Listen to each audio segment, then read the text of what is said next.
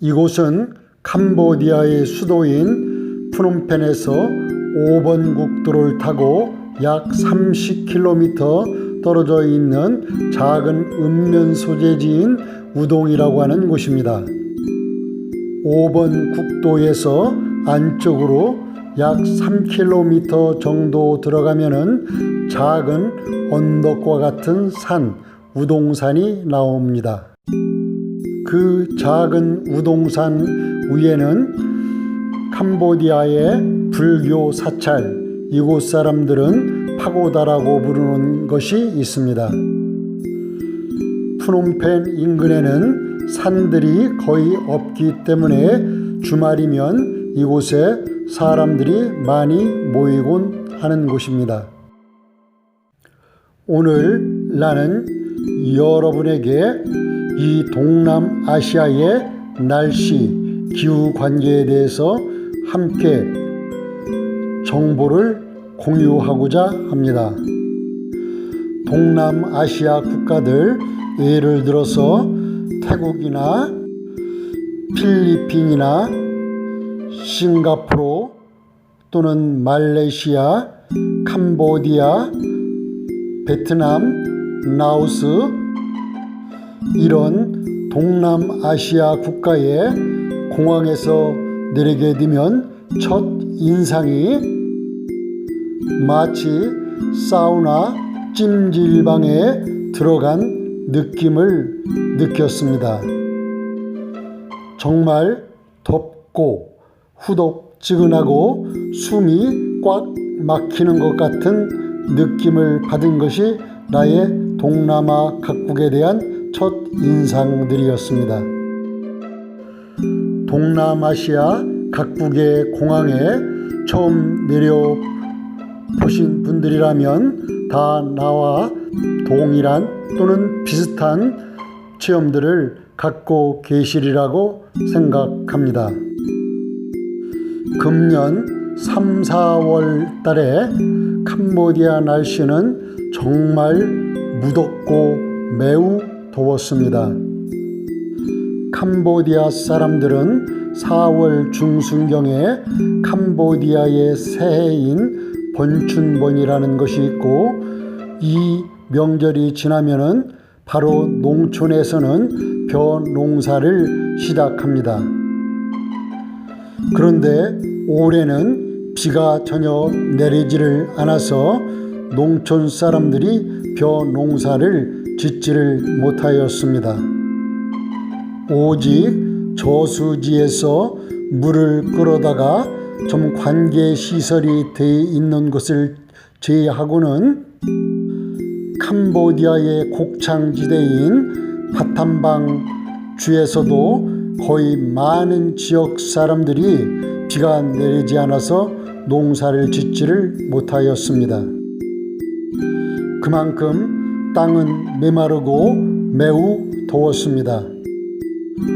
온도가 38도까지 치솟아서 그 체감 온도는 약 40여 도에 이를 정도로 매우 더웠습니다. 36도가 넘어가면 정말 뜨거운 사우나탕을 방불합니다. 하루에도 6, 7, 8번씩 물로 샤워를 하며 더위를 식혀야 했습니다. 이렇게 더울 때면은 머리가 띵하고 멍해집니다. 중국 사람들이 메콩강 상류인 중국 내륙에 여러 개의 댐들을 설치한 이후에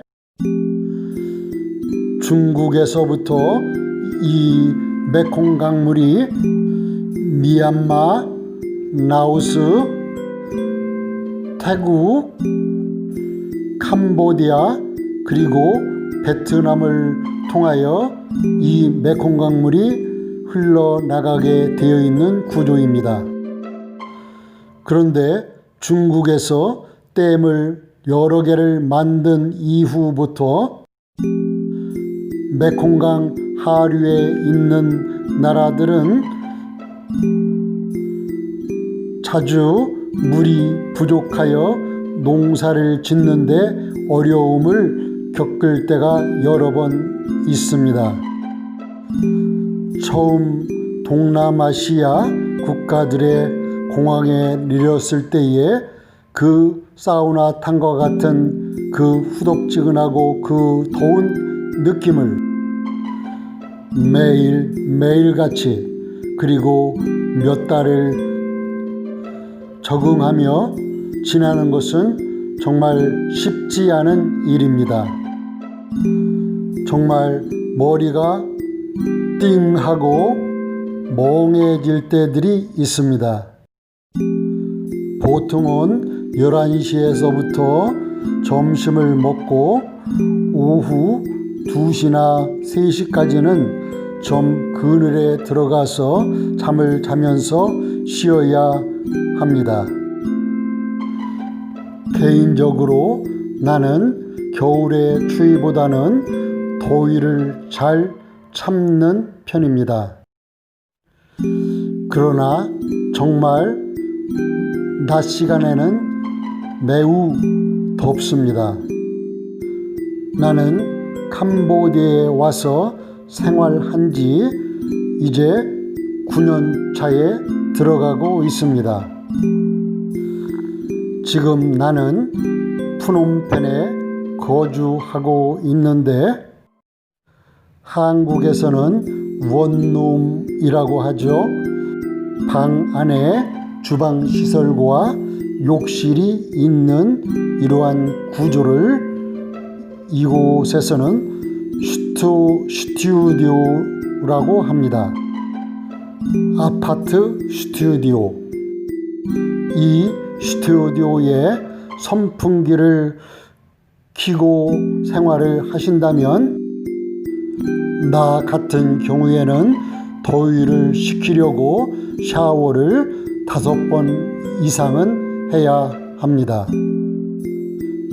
푸놈펜에서 원룸에 에어컨을 설치하고 사용을 해보니 에어컨 전기세로 약 200불 정도, 한국 돈으로 25만 원 정도가 나가는 편입니다. 물론 전기세를 고려하여 에어컨을 적게 틀면 더 작은 금액이 나올 수 있습니다. 내가 말하고자 하는 것은 매우 덥다는 것입니다. 그나마 여름을 잘 견디는 편이고 9년차가 되어서 잘 적응을 하고 있는데도 여전히 더위는 매우 덥게 느껴집니다. 도시를 벗어나서 지방으로 가면 대부분의 가옥은 2층 목조 구조입니다. 몇 년 전부터 좀 돈이 있는 사람들은 1층 벽돌 구조로 단층집을 짓는 사람들이 많이 생겨나고 있습니다. 그런데 그런 사람들은 불개미가 들어와서 정말 밤잠을 설치는 경우가 허다합니다. 모기향 스프레이로 뿌려대도 이 불개미는 잘 죽지를 않습니다. 캄보디아 현지인들조차도 이 불개미로 인하여 가려워서 잠을 설쳐대곤 합니다. 하물며 우리 같은 이방인들은 정말 이 불개미가 한번 물으면 정말 가렵습니다.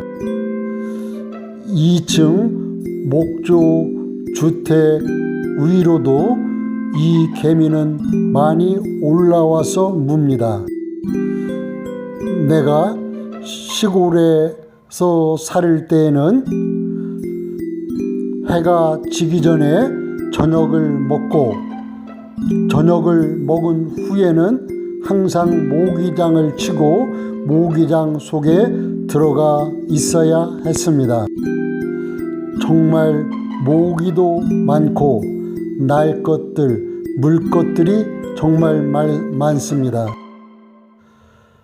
불을 켜놓고 있으면은 날벌레들이 새카맣게 모여들고 납니다. 프놈펜에서 2층 집에서 살아보니 역시 2층에도 모기가 많이 있어서 문을 닫고 살아야 했습니다. 심지어 8층 아파트에도 개미가 올라와서 물곤 하는 것을 여러 번 체험을 하였습니다. 이 유튜브를 보는 여러분 중에 개인적으로 또는 부부가 은퇴 이민이든 또는 장기간 이주하시고자 하시는 분은 무더운 기후와 불개미들, 모기들, 벌레들이 여러분의 삶을 현저히 저하시킬 수 있다는 것입니다. 여러분이 어떤 특별한 사명감을 가지고 동남아에 오시는 것이 아니라면 동남아 나라들에 장기간 이주하거나 이민하는 것은 정말 비추입니다. 한국에서 거주하시면서 단기간 여행 삼아 동남아 각국을 여행하는 것이 좋으실 것입니다. 장기간 계속되는 무더위는 사람을 느슨하게 할 뿐만 아니라 신체의 건강을 현저하게 약화시킨다고 나는 개인적으로 생각하고 있습니다.